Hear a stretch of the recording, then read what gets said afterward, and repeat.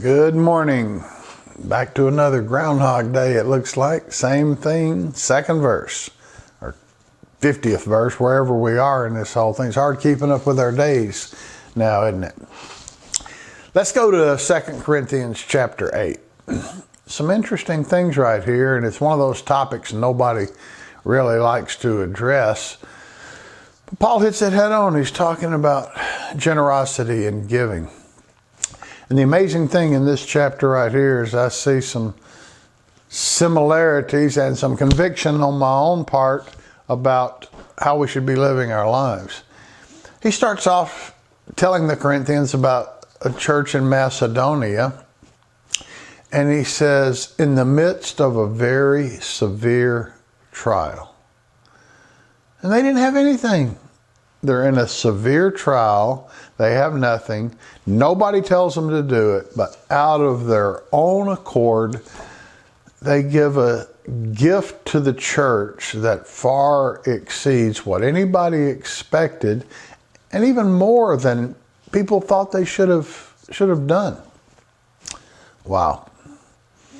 The conviction part is, I know in my own heart I've thought, wow, these are uncertain times. We don't know how long we'll have a paycheck. We don't know what's going to happen in the future. Maybe I should cut back on my giving right now. Church in Macedonia in the midst of a severe trial. You know, I tend to think, wow, nobody's ever been through what we're going through here, quarantined to our own houses. But we can still go to the grocery store and the post office and pretty much do whatever we want to. We just can't go to school, and we stay at home and do what we want to. And I was thinking early this morning about the early church. Paul, under the Emperor Nero, can you imagine taking Christians and dipping them in tar and lighting them on fire to give light to his parties? Christians being rounded up from their own homes. Somebody knocks on the door in the morning and says, you're coming with us for what you believe. And that night they're fed to the lions in the Colosseum. Kind of makes what we're going through pale in comparison to that. And I don't know what the Macedonian church was going through, but Paul said it was a great trial.